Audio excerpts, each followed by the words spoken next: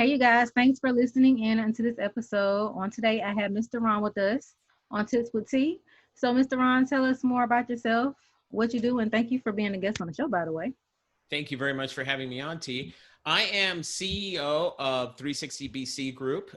We build websites for governments and for very large corporations. And then I've had this company for about 15 years. I'm also author of Lessons from the Len Master, which is, if you're in business, you have to have a business plan. You have to know financials. There's certain things you need to do. This book is for people in business or people who are, trying to improve their lives, about the personal skills that you need to have in your life to be successful, in my opinion. Awesome, awesome.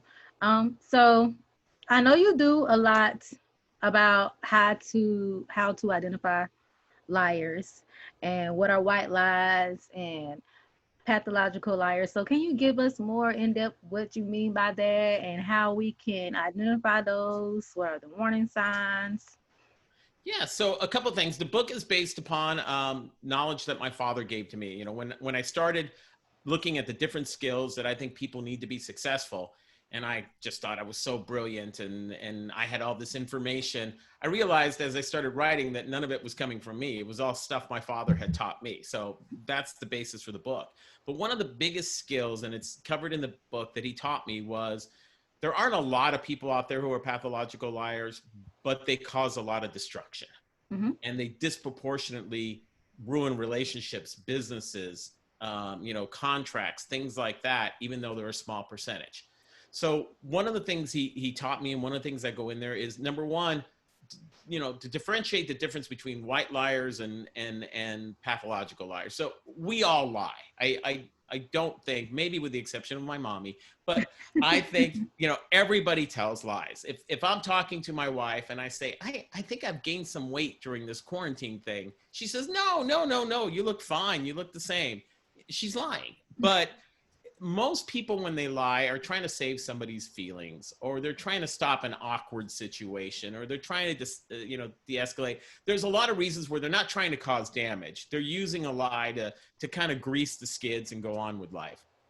Pathological liars, on the other hand, use lying as their strategy for success. It's what their life is based upon. Mm-hmm. So a pathological liar will lie about everything. When they're caught, most of us, if we get caught in a lie, if you call in sick to work and your boss sees you at the baseball game, you go, I'm sorry. A pathological liar will say, I'm not here. This isn't me. Why are you talking to me? That's a big difference. And the thing about pathological liars is that they're lazy.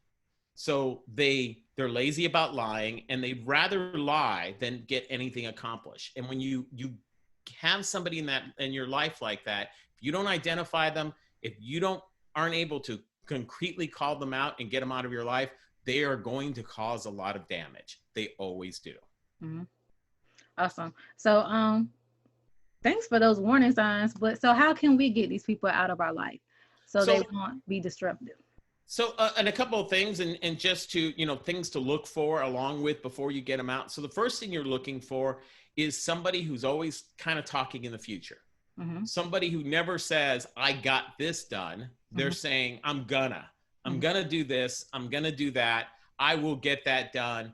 The second thing they live in is hyperbole. They're always exaggerating. Most humans exist in the middle. I play tennis. I'm not a horrible tennis player, but I'm not the world's greatest tennis player. I'm okay. Mm-hmm. Liars are always the best, or the biggest, or the most successful, or the richest.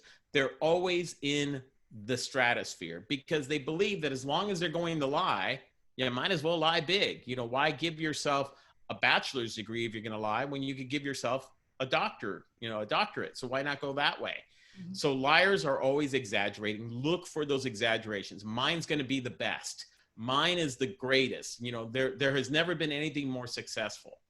And then the third thing is that liars will always try to find that little doubt within your mind. So, you catch them on something and they say, oh, you were looking in the wrong drawer. Or no, that wasn't the code that I wrote. So if you look at it that way, they're always trying to give you a little doubt so that you feel bad, because they understand that most of us want to believe people. So Mm-hmm. they prey upon that and go from there. Once you find those type of signals, you need to stop and decide, how do I get this person out of my life? And for me, there's three things that you do. The first thing is you call them on it, because how they react will tell you about it. Again, most decent people, when they get caught lying, will apologize. Will have a reason, but they will say, I'm sorry. A pathological liar will turn it around on you. It's not my fault, it's your fault. Mm-hmm. The second thing they'll tend to do is, again, they'll try to sow in doubt. They'll look for something in the story that they could prove and say, well, that's what I want you to focus on, rather than the 100 other lies that I told you. So when you hear that and you see that, then the second thing you need to do is to stop them right then and there. And again, go back to the big lie. You told me you were qualified to do this job, and you're not. You didn't work at this company. Well, I kind of worked at it. That doesn't matter. You didn't do this. And then the third thing that they're going to do is they're going to start saying, well, give me another chance. And what you need to do at that point is to say, I gave you the chance when you first told me about all this. I gave you the chance to come clean, and you did not. At that point, you need to cut them out of the relationship, whether it's a personal relationship, whether it's business relationship. If you don't do, if you start saying to yourself, if you start saying to yourself, well, you know what, they're not a bad salesperson, or they're not bad this, you need to stop. And this is the biggest error for people, is they look at things like that instead of saying this, that when you build on a liar, you're building on a foundation of sand. It is going to fall apart. A pathological liar doesn't care about you, doesn't care about your business, doesn't care about your relationship. They care about themselves. And when the lies build up so much, because they're lazy, they're not going to fix them. What they're going to do is walk away, and you're going to get stuck with everything. So on that third point of letting them cut through, you've got to do it at that point and not say, but they're kind of good at this, or, they're not a bad person, or they make me laugh. They aren't a good person, and you need to cut them off. Does that make sense? That does. That makes a lot of sense. Whether personal relationships, business relationships, I mean, being able to identify these people, because they can cause damage to your business down the road if you continue to have them on board. They can cause damage in your personal life when it comes to building certain relationships. So it's very important that you know how to identify the warning signs, and then how to strategically get these people out your life. Very much so. And again, it's not just that they cause damage. We had a programmer I wrote about in the book who lied about writing code, and it almost cost us a $1 million a year client. I mean, that's destructive enough, but we've also seen these people in our lives. And it's not just that they lie to us and they sow doubt, but then when they get caught, I've had friends who have had, pathological liars. And by the way, they're predominantly male. I hate to say that as a male, but they are like 98% of the time. A pathological liar, a sociological liar, is a male. And they're, in these relationships, then they turn it around, the person gets caught cheating, and they're like, well, you made me cheat. You didn't cook me dinner last night, and that forced me to cheat. And now you put me in this position where I had to cheat and feel guilty about it. This is all on you. Mm-hmm. They start then tearing down the people around them in personal relationships. And that's very destructive. Yes, it really is. Awesome. So we're going to kind of pivot a bit. So how can we properly negotiate to close deals or to get raises on the job? So this is there's 10 chapters, but there's 3 major life skills in the book. One is to identify and neutralize liars. And again, liars are in all different parts of our lives. The second one is how to negotiate. We negotiate on average 7 to 10 times in a day. And, you negotiate with your significant other, you negotiate with your friends, you negotiate with work, you negotiate with clients. And there's a lot of writing out there that about a good negotiation is where you screw the other person. I mean, there's a lot written on that, how to beat somebody down, how to get that last dime out of a negotiation.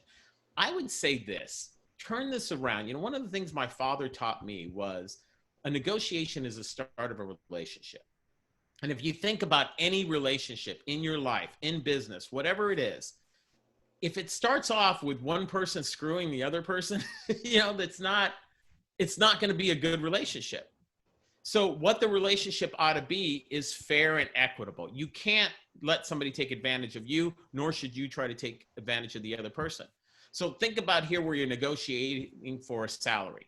If you're brand new to a job and they're offering you something and you say to yourself, that's not fair. I can't live on that salary, or, I deserve more because of my education and qualifications. Mm-hmm. If you take that job, you're going to be resentful that whole time. And Mm-hmm. eventually you are going to go to another job that pays you more money.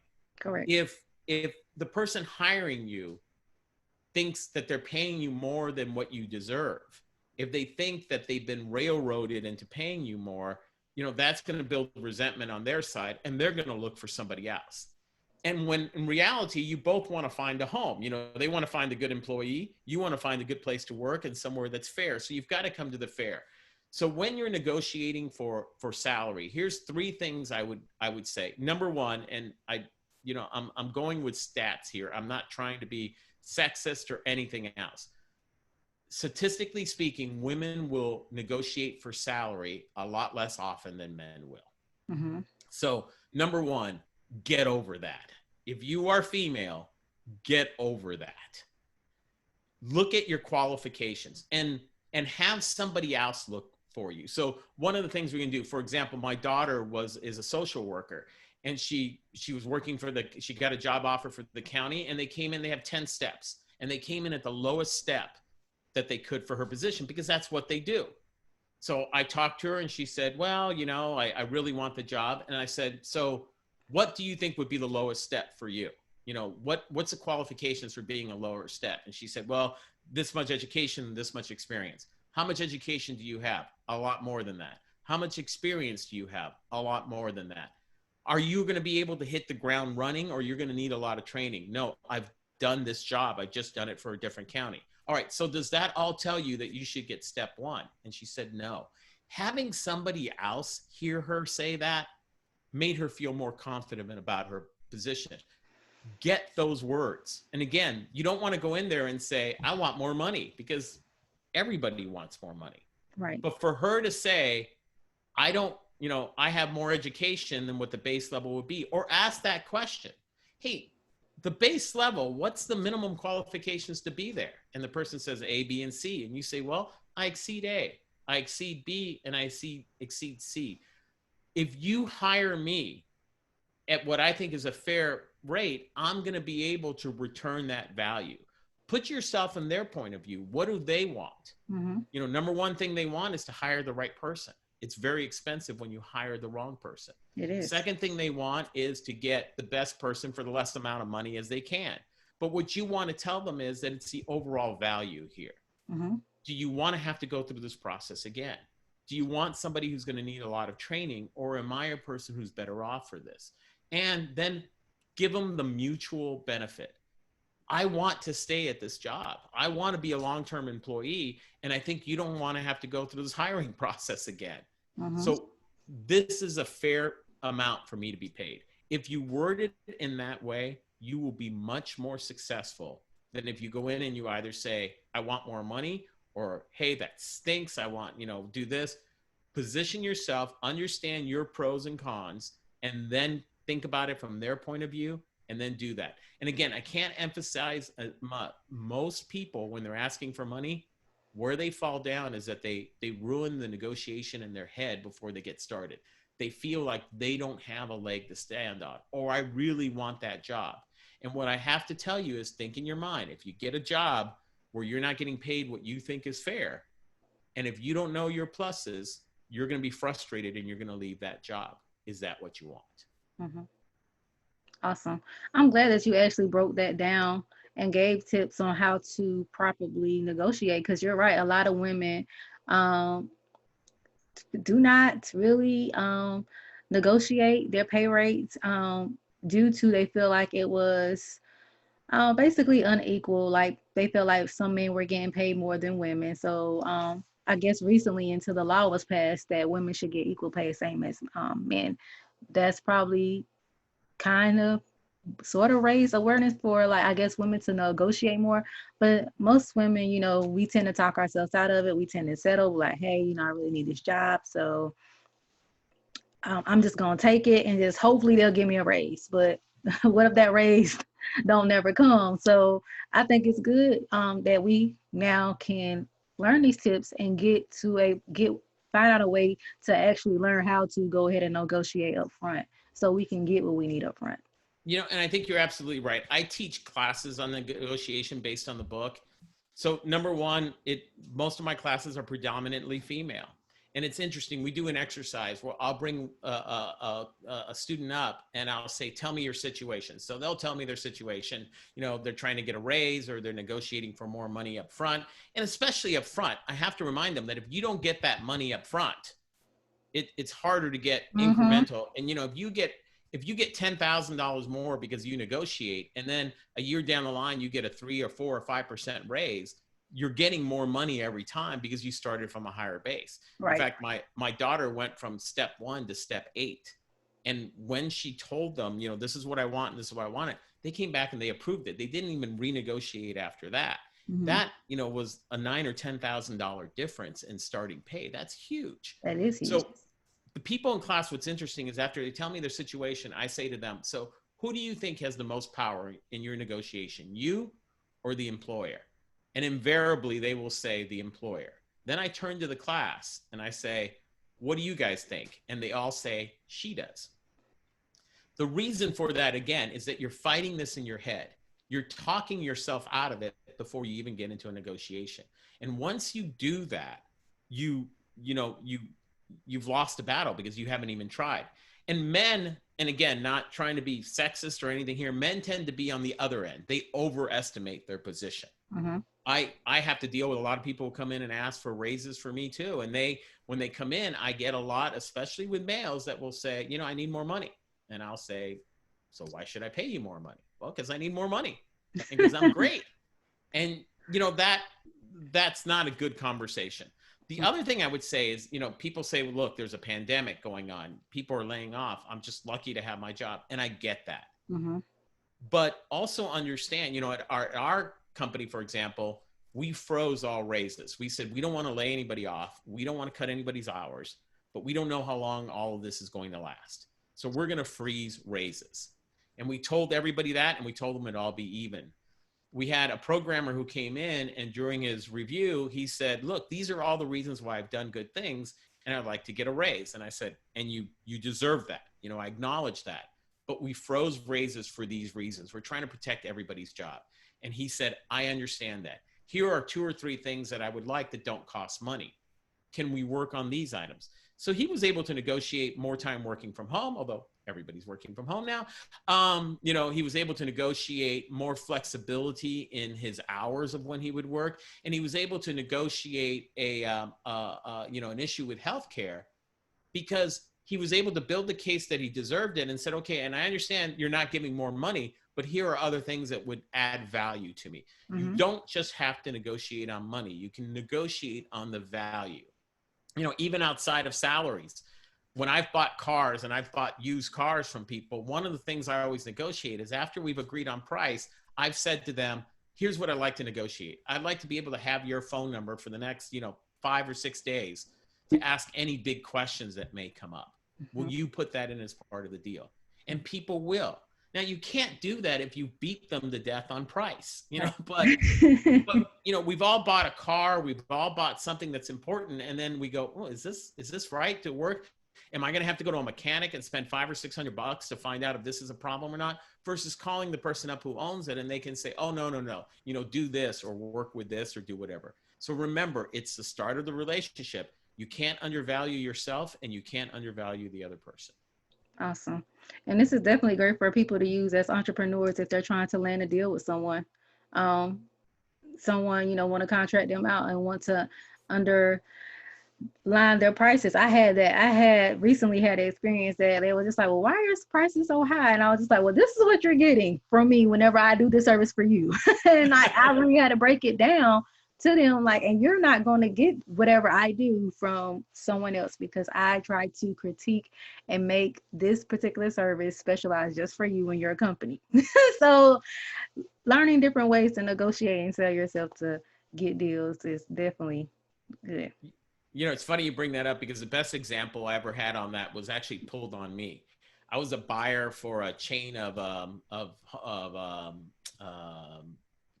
Home Depots, and it was a much smaller chain, but it was of hardware stores, and I had to buy printing, and I would call these printers all the time, and I was in Las Vegas, and they come in, let's say, at $500 for whatever I was printing, and there was one that would always come in at $650. He'd always be much higher. Mm-hmm.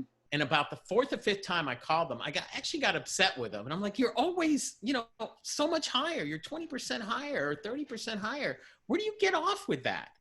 And he said, well, why do you keep calling me? And I said, well, I've got to get 3 bids. And he goes, I don't think that's true.